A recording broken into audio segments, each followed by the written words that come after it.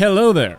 This will be the first time making a video talking about the weapon stats of DLC weapons. I always thought that it wasn't really needed, like the weapon stats are all out there, if people want to go find them they can, but I wanted to talk about them this time because these DLC weapons have some unique properties that make them different than any of the other ones we've gotten so far in terms of how to use them and what type of class you should build for them. And I'm not just talking about the first 5 bullet thing that everyone knows about because they put that information in the game. There are some other things going on. I'll get to all that in a bit and also give some opinions from time spent playing with them in game. I got the camos done for all 3, so I'm not basing my opinion on these weapons only off what's on paper. I do actually have some experience with them. First though, I should lay all the stats out there. Of course, these are made very available thanks to guys like Marvel4. I'll put his spreadsheet in the description, which I will be using here. I thought about putting text titles on the screen and all that. Maybe that would look better, but they weren't going to cut it. There's a lot of information to look at. I'll highlight the most interesting things. First of all, the BOS14. 35 bullets in the mag, largest capacity assault rifle. Not a huge deal, but definitely handy. Next, as we know, it has the first 5 bullets of a freshly reloaded magazine deal more damage, but how much more? Well, the first 5 deal 40 down to 30 damage, being the same as the other high-power assault rifles like the M16, AK, and so on, and the first 5 shots actually have a longer range as well, dropping off from 1,000 to 2,000 units. It's worth noting that the max range of 1,000 there is considerably shorter compared to all the other ARs in the base game. They're all 1,500 to 2,000. The XMLAR is its own special case, of course. After 5 bullets, the damage drops off to 35 to 25, and the range decreases a bit too, being 800 to 1,600. I'll come back to the significance of all that, but quickly, everything else worth noting, you do not get an entirely free suppressor like the MAC-10 and 44 Magnum, but some interesting thing is going on here. The suppressor is completely free for the first 5 rounds. The range of those first 5 rounds is not changed. You have your regular range. However, after those first 5, the suppressor does cut your range in half.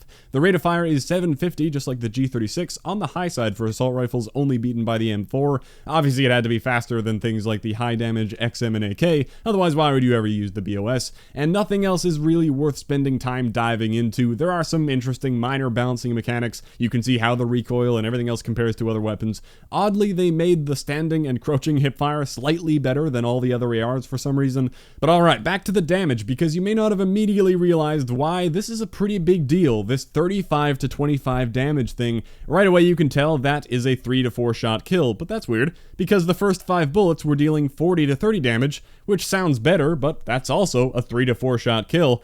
Wait a minute, I thought the first 5 bullets were important. Well, the range is slightly helpful, but the only other time it really matters is when you get into all the stopping power calculations. Here we go again with the age-old stopping power versus Juggernaut debate. 35 has never been used as a base damage value in COD 4 for any weapon until this update. There you can see it used on the Fang, we'll talk about that too, and there again on the Prokolot. All came in this update. Nothing else has 35 damage. It's a big deal because in COD 4, all the weapons were designed such that using stopping power made it take 1 fewer bullet to kill someone, with the exception of the close range M60, Deagle, Scorpion, those 50 base damage weapons. Obviously those don't become a one-shot kill, but that's the rough idea. And using Juggernaut countered that effect. Not gonna go back into all that information though, I already have detailed videos on those perks. With 35 damage though, stopping power makes the new damage 49, which does not change the shots to kill. It falls just short of that 2-shot kill, which you obviously can get when the base damage is 40 instead of 35. 25 damage is also not seen anywhere else in the game as a bare minimum 4-shot kill. Stopping power does bring that up to 35 damage to be a 3-shot kill. Now what do those numbers mean to you, especially the 35, when you're building a class? Well, it's pretty clear to me that they added these weapons into the game to provide some decent options that should be used without stopping power. Stopping power is still helpful, but not as much with that 35 damage range, which you will be running into a lot. You can always make the case for injured players, but most of the time people are at full health. Stopping power is also useful at countering a Juggernaut user, but then I can argue that Juggernaut is just as effective at countering a Juggernaut user, and so on. Let's move away from that. Also, that minimum 25 damage being a 4-shot kill is not too bad at all. These weapons excel when used with the other excellent red perks in the game, aside from stopping power. I can make a case for all of them. I hate recommending Juggernaut, but it is a great option here. With this update, they basically made guns that work best with Juggernaut. But a stealthy build with UAV jammer is a great option too. You could use a suppressor, and if you reload frequently, you'll be getting that excellent maxed range from the first 5 bullets, but even if the damage drops off, you only have to deal with a 4-shot kill. Compare that to something with the same high fire rate, the G36C being a 4 to 5 shot kill. not too great. Because of what I just said about reloading frequently, you might assume sleight of hand would be excellent, always getting those first 5 bullets off, but not really, because remember, without stopping power, the first 5 bullets don't change your shots to kill. It will be 3 to 4 either way, but you do get that little bit of extra range on the 3-shot kill, and reloading quickly can be helpful anyway. Double tap as a way to increase damage output could be fun. You'd want to run Bandolier for the extra ammo, and you do have a slightly larger magazine capacity, but realistically, double tap will never be the most useful red perk except for shooting down a helicopter. Next, you could be that guy and use it for a shipment-oriented class with Sonic Boom and Frag times 3, and finally it does work well as an overkill rifle because of the good fire rate combined with the 3 to 4 shot kill is respectable without the need for stopping power. The BOS is good, but that 35 damage not being 40 just stops it from becoming too overpowered because it can't quite hang with the other high damage rifles when stopping power is applied.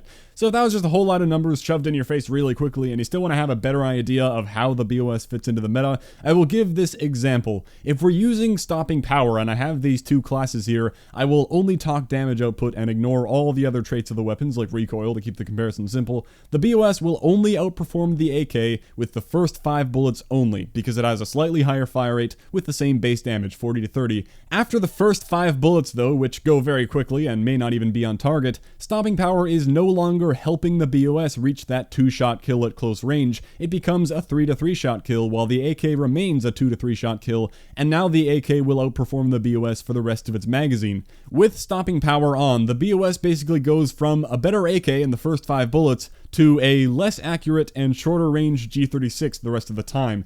However, now let's say we're using Juggernaut on these classes. Now they're both a 3 to 4 shot kill, and it's fair to say that the BOS outperforms the AK all the time. Or at least, it's like an Advanced Warfare style variant of the AK. Imagine a +1 fire rate, -1 range, because remember that the range wasn't quite as good. That is how I would describe the BOS. It has some very interesting mechanics that change how you think about your tier 2 red perk. I can't say I agree with this shifting further away from the COD 4 metagame thing. I don't think you have to encourage the use of other perks, but the game will clearly keep changing, nothing we can do. In my time using the BOS14 in-game, I thought it was quite good, but not overpowered. Like I said, it performs like an AK variant. Use it with Juggernaut or on a Sonic Boom class or something. It's a good option if you want to use a different red perk. Now I will cover the Fang, but I won't take nearly as long because it has a very similar thing going on. You see that larger magazine being 40 this time, and you see that special base damage number, 35 up close, and it drops down to 20, a 5-shot kill like every other SMG at long range, and being an SMG it drops down to that fairly quickly, and in fact earlier than every other SMG except the Scorpion. And the suppressor is not without downside. If you want a stealthy SMG with no suppressor range decrease, unlock the MAC-10, not the Fang. The first 5 bullets are coded to fire at 923 RPM, same as the P90, and then it drops down to 800 RPM like the MP5. Slowest reload in the class too, but the magazine is a bit larger, so of course it makes sense for them to make it take a bit longer, kind of like the P90 does too. Again, I won't go through and read off every stat, but the recoil is quite low for this thing. That's a big takeaway. The main thing about the Fang is that it's an accurate weapon, again with that interesting 35 damage number, which encourages you to use a red perk other than stopping power, especially because there isn't even a first 5 bullet damage thing to think about. There is no 2-shot potential with this gun outside of a stopping power headshot, so it really isn't worth using up your red perk to turn a 3 to 5 shot kill into a 3 to 4 shot kill when there are other great options. With the larger than average magazine and excellent recoil, it feels like they're really trying to give people a reason to use double tap, but realistically Juggernaut is probably the best perk for this weapon. However, same thing goes with all my recommendations I just went through for the BOS using all those other red perks. Maybe not the suppressor stealthy build though, because the suppressor isn't great on the Fang. You don't want to give up that 3-shot kill any earlier, and the iron sights are pretty horrible. This part is great, but then, these. Yeah, annoying. So maybe no UAV jammer because I like to pair it with the suppressors, but you could really use any red perk. I might be replacing my P90 shipment class with the Fang because it still has a large magazine and it doesn't get hurt as much by using Sonic Boom, and the gunfights are all very close range. From my time using the Fang in game, I didn't find it to be all that good, to be honest. I didn't like using it, but that may be because I was using stopping power a lot. Maybe I would have been a god using Juggernaut. For some reason I went and looked up all the stats for this video, but not for myself before earning the camos. While maybe stopping power helped me earn headshots, statistically the Fang should perform pretty well, especially when used with other red perks.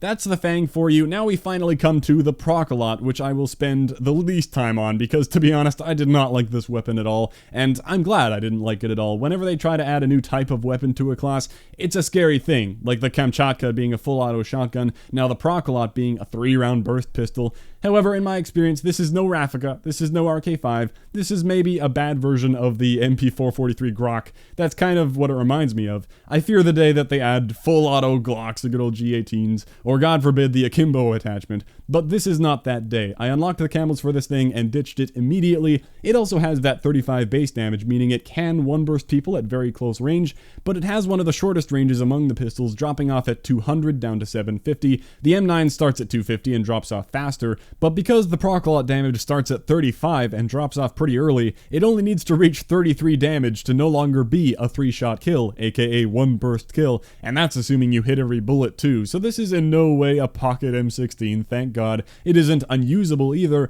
but remember that the Deagle exists and compare it to that. Once again, the suppressor is not free, the headshot multiplier is much lower than all the other pistols at only 1.1, which helps this 19 damage reach a 5-shot kill, but oh god, a 5-shot headshot kill trying to hit every shot with a burst pistol. It is fairly accurate and I guess adds some variety to the game. It can be fun, but it is not good in my opinion. The 3 relevant pistols in my mind are the USP for accuracy and magazine size on a sniper class, and the Deagle and Magnum are both great for power, one having an extra bullet, one having a suppressor that doesn't affect the range. So I'm glad the burst pistol is not too great, and I don't recommend using it. To summarize these 3 weapons, the BOS14 is good, definitely usable, not overpowered in my opinion. I like that comparison of a plus fire rate minus range AK variant, and it's a great option if you're trying to use a red perk other than stopping power. The Fang is not as good, I didn't love it, but it's a solid accurate SMG which also encourages the use of other red perks, and the Prokolot just adds variety to the game in a way that thankfully doesn't disrupt the meta. So hopefully you learned something about these weapons or found it interesting how they seem to have these like hidden themes to the weapons that they add. They have very specific niches when you look at all the stats. The MAC-10 and the Magnum are meant to be used as stealthier weapons with there being no downside to the suppressor. The BOS and Fang are meant to encourage red perk variety, and they're starting to add these other balancing mechanics like the first 5 bullet thing to make the weapons all feel different. The next wave of weapons will probably, unfortunately, be even more unique and have other weird properties to make them good at a certain thing and to make them stand out. Hopefully they continue to be careful with the balancing. The existence of all these weapons isn't ideal to me, but nothing has felt like a complete game ruiner so far. Nothing blatantly OP, and no energy weapons out of nowhere, of course killing the theme, but we will have to wait and see. Thanks for watching, I'll catch you next time.